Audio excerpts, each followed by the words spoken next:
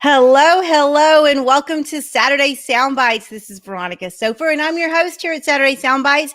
We get together every week and we talk all things visibility strategy, communications, marketing, advertising, public relations, branding, you name it. So we come together, we bring you awesome experts, and we ultimately want to help you in designing messaging that's going to promote your brand, promote your business, promote your organization, your nonprofit. We are here to support all. So very excited about it. If you are watching on Facebook, make sure you give us comments down at the bottom.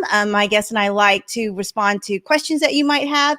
And we also want to make sure that we say hello to everyone that's tuning in. And if you're listening on the podcast, make sure you hit subscribe so that you get notified when new episodes drop. So we are going to go ahead and get started. I have an amazing guest today, Miss Dr. Jacqueline Lambiase. Let me go ahead and bring her on. Give me 1 second. Here she is. Hello. Hi, good morning. So excited to have you here. I've been waiting for this episode for so long because I know you are going to bring some phenomenal expertise to the show. So welcome, welcome. Glad to be here, Veronica. Thanks for asking me.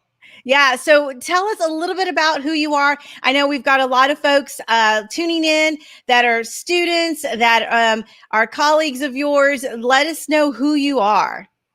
Well, I'm a native Texan. I grew up here in the Dallas-Fort Worth area and, always thought of myself as a writer and even as a kid. And so grew up in a household where we sat around reading those big newspaper broadsheets back in the day. And my parents talked to me about ideas and opinions, and you kind of had to defend your own perspective. And so that's kind of a great introduction to advocacy. And so, from there, I did improv in high school with some friends and liked to do funny content. I was a theater nerd in high school and some things like that. And so all of those things, I think, kind of came together when I was in college working on a student campus paper to think of myself as a writer first and foremost. And so my professional background is first as a journalist, and then I worked in corporate public relations for about 3 years on the East Coast. And then came back to Texas to go to grad school and think about some of the questions I had about the business, the discipline, as a result of my professional experience. Fabulous. And so when you came back to Texas, that's how we connected many, many years ago. Well, not that many. It wasn't that many. It was some years ago. Yeah. So at the University of North Texas, and I loved being in your class. I loved the insight. You were young, you were fresh, you had come in with all these great life experiences, especially around messaging and communication and strategy. Talk to us a little bit about why strategy is important, whether you are working for a governmental entity or a big oil and gas corporation, or maybe just running an online entrepreneur business. Why is strategy important in your messaging? Strategy is essential simply because if you aren't doing strategy, you're just talking, right? And so in the business, you would just say it's all tactics, no strategy. And if you don't have any strategy, you don't really know how to measure how well you're doing. You don't know how to do the best outreach to the audiences that you most want to have contact with or relationships with. And so strategy really is everything. It's what ties together the mission or goals of your organization and the work that you do. Mm-hmm. Mm-hmm. And is that something that is just limited to big corporations? I know, you've worked with a lot of different kinds of groups. Do you just see it in the corporate space, or should everyone have a mission and vision? I feel like every person ought to have that. What are you all about? What is your personal brand like? Who are you? Those are questions that we begin to discover as teenagers or in college or early adulthood. And I think that they apply to young businesses as well. Having a business plan is essential, knowing, what kind of money's coming in and going out. Where are you? And is it, are the things you're doing, are the outcomes you're getting what you want? And only by planning and strategy do you have some sort of compass points to help guide you as you go forward. And so I think small businesses can benefit from sort of mission-driven or purpose-led ideas, because that's what makes us get up in the morning. If we don't if we don't feel like we're doing something that's worthwhile, why get up and do it? And so I think the mission is everything. As long as your eyes are on the mission and everything is aligned toward that mission, then the things that you say and the messaging that you write or the content that you create will all help you get to the place you want to go. It lines it up for you, keeps you on the pathway. Yeah. And I like to say it's a roadmap. When I'm working with teams, I like to say it's a roadmap. And I'm surprised how many times we start working with, especially when we go into volunteer, maybe with our local Girl Scouts or our church or something like that. And you realize these organizations don't have that roadmap in place. And so they want help with their visibility and they want help with their messaging. Maybe there's a campaign going on, but they don't have a plan. And so I always try to make sure people back up just a few steps and let's talk about the plan. It's missing. Exactly right. And I think, you can build your strategy a couple of ways. One is from the bottom up. And by that, I mean, what kind of messaging and communication are you already doing? And if you are taking sort of the measure or auditing all of those things, you can kind of look at what you're doing and see which of those things is directly tied in with your mission or your goals or your objectives. And your objectives, of course, are I want to stay in business. So You've got to make a profit, but you probably have other outcomes that you are concerned about in terms of your own quality of life, the well-being of yourself and the rest of your coworkers. There's a lot of things that go into what a really good mission is, and making sure that all the things that you're doing, all the activities earn their keep. They're worth doing because you want to work as smart as you can. Right now, we are all, exhausted after a year of the pandemic, and competition is tough at any time. And so you don't want to be doing things or building content or messaging that isn't actually adding to your mission. And so by doing this audit on the ground level, you can decide what you want to get rid of. It really isn't moving the needle for you or bringing well-being to your employees. You can get rid of that and you can add things that work. And you need to also know which things are working for you. And so you want to obviously maintain, nurture those and make them bigger and do more of those things. And so that's a bottom up way. The other way is maybe to build from the top down and to look at your objectives and goals and then line everything up from there to make sure that your tactics, strategies, objectives, and goals are together, are consistent. And so those are some ideas of how to get started on. It could be just a short 1 or 2 page plan, but just to get started on locating the pathway and then finding your comfort in that pathway and then building support and resources around it. Yeah. And I love that. And one of the things that I think that people struggle with is they don't know how to get started. They think it needs to be some robust 10, 15 page plan. And I love that you said it can just be a page or two. That's right. It doesn't have to be a big one. I work with my brother and his spouse have a small business in South Side of Fort Worth. And so I sit and talk about things with them from time to time. They've been operating this small business for about 5 years now. And we talk about, what's necessary, what isn't, what should you spend your time on? And they're so busy and engaged in the day-to-day operations. They don't have time to write a big plan, but they do have time to think about their strengths and to build on them and to find that strong pathway. And so I think they have a really strong brand, and that's everything, knowing who they are, what their business is about, and delivering that consistently each and every day. Yeah. So how does a business develop a strong brand? You've used that phrase a couple of times. How do you even start with branding? Part of it is just a discernment of what you're doing, what you want to do, who you are, what do other people think about you. So really the brand, you can do all this work with logos and things like that, but that's really a very small part of what a brand is. The brand actually lives in the heads of the people on the outside of your business or your organization. That's where the brand resides.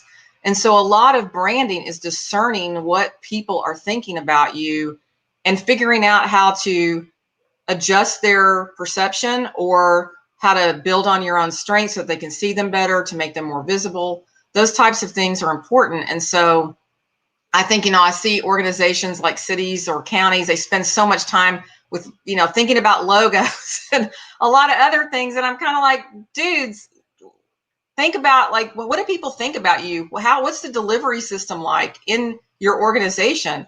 So the brand is a lived experience by your customer or by your stakeholder each and every day. Mm-hmm. And if that lived experience, the customer experience or consumer experience isn't good, you don't really have a good brand, and that your logo is not going to rescue you from that. Yeah. And so you need one. It's good to have a logo. There are essential things so that people can see it and know who you are. We know that that's like a purely human thing. Like little kids who are, in their infancy can look at the golden arches of McDonald's and they know what that is even before they have speech or anything of their own. Like those symbols are very powerful. Mm-hmm. But I think the most powerful thing is, what is your day-to-day outreach like? Every point of contact that your customer has, that is really what your brand is and who you are. And so as a college professor representing TCU, we have a strong brand. We're very proudly purple.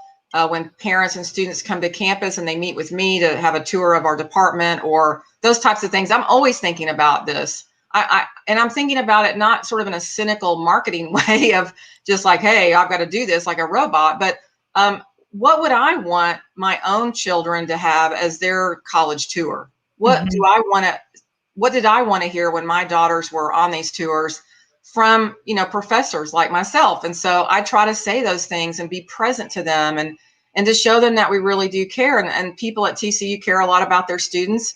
And so I'm an extension of that brand. I'm a brand ambassador. And I think if you can get each coworker to see themselves as a brand ambassador, that is just such a valuable asset to your organization. Everybody is all in. Everyone is doing the work of the brand. Mm-hmm. No, I think that's fabulous. And a couple of companies come to mind as you were talking about it. One of my favorites is Buc-ee's. I think their employees are probably some of the best brand ambassadors out there. And for those of you watching and listening, not in Texas, just Google it, Buc-ee's. I'll put it in the show notes. It's worth it. And there's actually been some great case studies. I don't know if you've seen them, Dr. Lambiase, but there's been some great studies about Buc-ee's and their branding. And for those communication folks out there, it's definitely worth looking up because there's someone to model after. That's right. That's right. I think Buc-ee's is fun. My son-in-law who lives in Maryland with my daughter, he's from New Jersey, and one of the first places we took him when he came to Texas was Buc-ee's.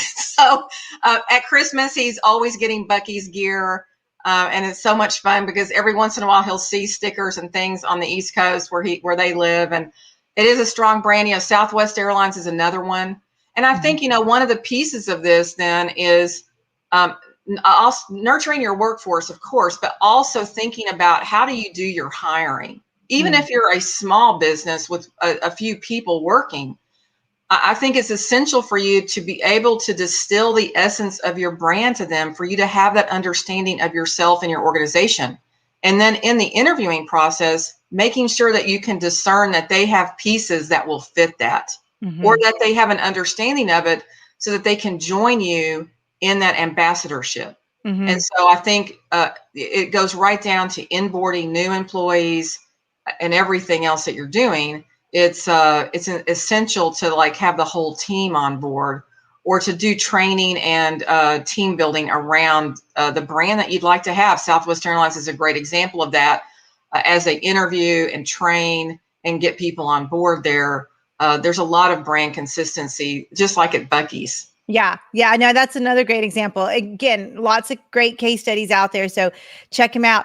So Dr. Lambiase, what are some of the issues that you see small organizations struggling with? Maybe solopreneurs or people that work remotely with really small teams. I know throughout your academic career, you've looked at different structures and models and in your classes. What are some of the I don't want to say mishaps, but opportunities to learn from that people get or they find themselves in? I think one of the biggest struggles of a small business and entrepreneurship is just the operations are everything, and you don't have a lot of time to do some of these sort of tangential activities like marketing or communications very well, or spend a lot of time on them because you're just trying to deliver a product or a service to your customers. And so you get kind of caught up in the day-to-day work and you don't have a lot of time to tend to relationship building. Mm-hmm. And so I think, if you can think about every customer touch point as being an opportunity to build a relationship, but also to really listen. I think, listening is something that we don't spend enough time doing as communicators. We think about output a lot and external messaging, and we kind of gear ourselves around content creation. But I think, a lot of our time should be spent listening. And so I think as a small business owner, the way that you grow a small business is by listening to the people who are already in the house, who already appreciate you and are giving you business. And you're using their insights to push your business forward. And you may not want to grow a whole lot more, but they can help you figure out what your strengths are and where you can maybe drop things off. When you watch the shows on television where the guys go in or the women go into a small restaurant to try to help them fix themselves, and inevitably their advice is you're making too many dishes. Like you have your menu's too big. And I think those are some insights around small business that can help everyone. Yeah. That you may be doing too much when you really need to focus on just a handful of things that you can do really well. Mm-hmm. And so I think those are some of the things I see when I've been working with smaller organizations is you already are having to wear a lot of hats because there may be only 3 or 4 of you working. Make sure that you're doing the right work in the right way and that you're not doing extra things that really aren't essential to your business. And then find time for that relationship building. And the other thing I would say is also find time to recharge and rest for yourself. Mm-hmm. Yeah, no, that's great advice, especially during the pandemic. And we were talking a little bit about this before the show. The pandemic has really shifted how communicators have had to work. In the newsroom, you sign up for an early morning shift. You go on at 5, you're ready with your stories. You're going to have a night shift. You got to do a live remote or at 10 o'clock. And the same thing started happening in PR. All of a sudden, PR folks started working like journalists with journalist hours. And I think that you bring up a really good point about recharging and taking time. Are you seeing that that's happening in the profession? I know you work with a lot of professionals in some of the other programs that TCU has, or do you feel like it's still something we need to work on? The work-life balance is really out of whack, I think, across advertising, marketing, and public relations. And a lot of it is driven by social media. Social media never sleeps. And so I've been asked over the past year, probably, I want to say 8 or 10 times to talk to organizations about resting. I mean, not really like explicitly about resting, but people say, Jackie, hey, could you talk to our group about, managing this load and with this high stress environment right now? And so I go into those spaces, of course, to talk about some of the mainline issues with public relations and advertising, but I'm really mindful of talking about people working smarter instead of harder, especially right now, and finding themselves a backup, somebody who can take over for you for a few days so that you can completely turn everything off. And I think as humans, we need that. Obviously, we're built to spend a third of our life sleeping. Mm-hmm. Mm-hmm. And so it's an instructive thing for us to think about the fact that we need downtime. And when we look at the history of work, people always worked at home when they were living on a farm. So, like the working from home thing is not new, but we do know that, we're having to get used to what that feels like and how we manage it. And, this sort of on-demand expectation of bosses and supervisors, I think is out of line. And I think, discerning your own role and knowing when you need to turn things off is a really good conversation for you to have with the people around you that you're working with, so that you can find time for yourself. Mm-hmm. No, I agree. That's fantastic. And in my organization, that's been something we've really tried to promote is self-care and, disconnecting. And I will say, when I got into public relations, 20 years ago, social media was completely different. There was a MySpace page maybe that you logged on once a week and put a song on it or something, and businesses were trying to figure out how to do it. Fast forward 20 years, and now I have staff that are specifically designed to manage social media. I mean, that is their title, social media coordinator, or, working with entrepreneurs, supporting them with their social media branding. And they've got teams of people that do it. And so I think social media has also shifted the way PR supports a brand. And so I know we're getting close to running out of time, but you've got so much expertise. I wanted to get your take on how social media has shifted has shifted the way messaging has to be crafted, because what used to work isn't really working anymore. Right. I think we're in the middle of a sea change of figuring all of these things out, in terms of the way that grew very quickly, and every organization felt like it had to have something on every platform. And now we've built up these large teams of people that you're talking about, Veronica, to kind of run these, these machines of information.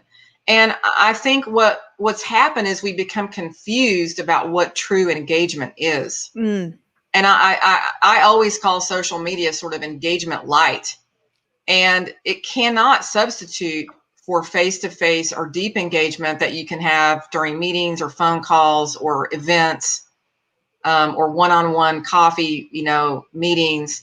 That, social media is merely just a little bit of a blip that people can go find out what they need to know, and you've got to be in those channels to give out pertinent information. And they are a way to ensure symmetrical information, or good knowledge sharing practices. You want to be transparent. Social media helps us do that, or it can help us do those things, but it can't replace other things that are essential to relationship building, which is at the heart of public relations. And it's really how public relations is quite different from either advertising or marketing.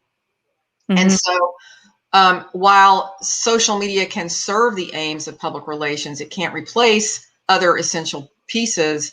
And I think that there's been some confusion about the amount of time and energy we spend on these channels and really what they're doing for us. I was talking to somebody last week they were telling me about this Twitter thing, and I stopped them in the middle of this kind of long discussion about Twitter. And I said, well, what does your Twitter site really do for you? Like, what does that activity bring to your organization?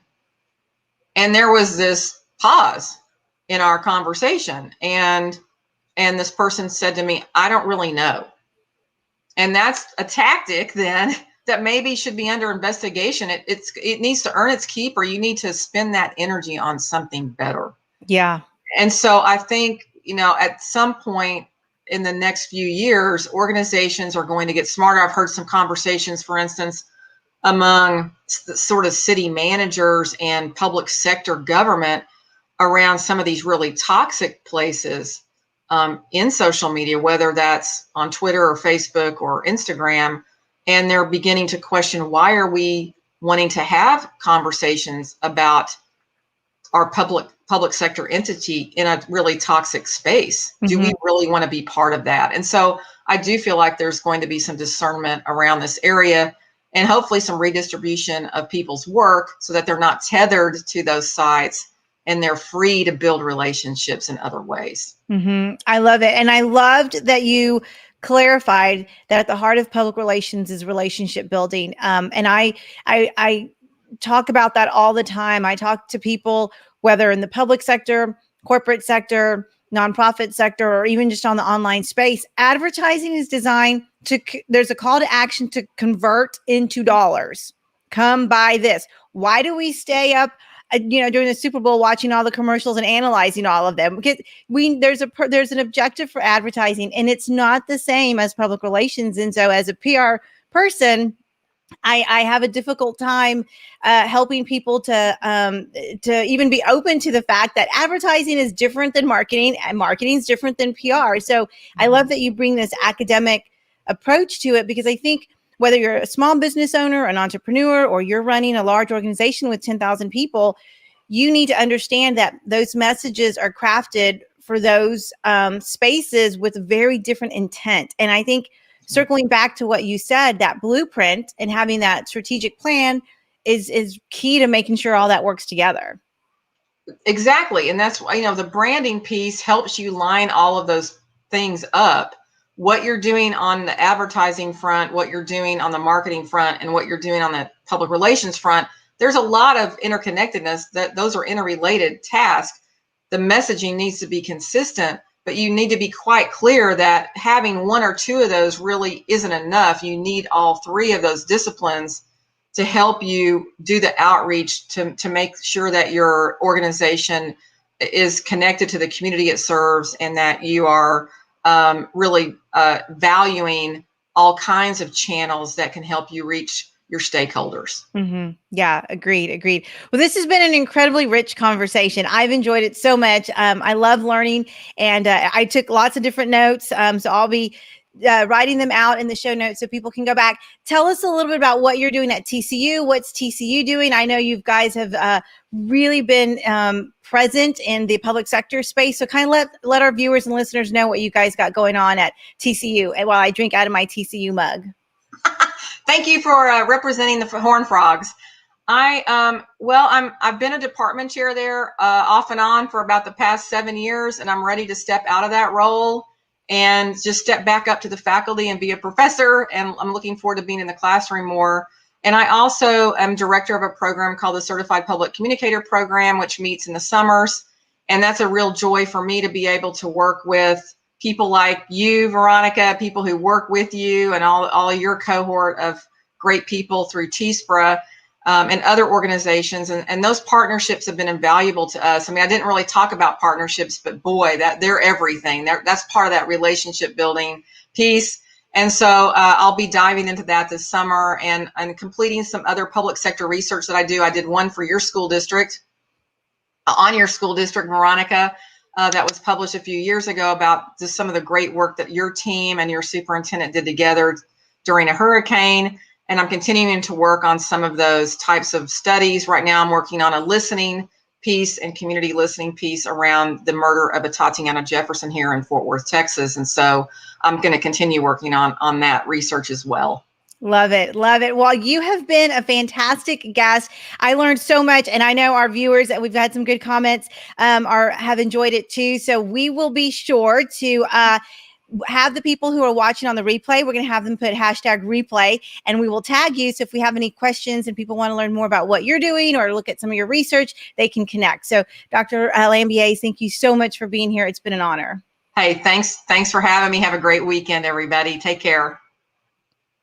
Awesome. Well, I hope you learned as much as I did. I know it was super short. I couldn't believe it went so fast, but learning and growing is a huge part of making sure that your visibility strategy is successful. So I highly encourage you to check out some of the great things that are happening over at TCU, and reach out to folks if you want to connect. This is a great way to learn about growing your partnerships and connecting your organization with another organization that can help you. So with that, we're going to wrap up another episode of Saturday Soundbites. If you're listening on the podcast, don't forget to hit subscribe. We want to make sure that you get notified when we have our next episode drop. And if you're watching on Facebook and you're catching us on the replay, #replay, so that Dr. Jackie Lambiase and I can go back and connect with you. So have a great one. I'm sending you lots of positive energy and light, and we will talk to you next Saturday.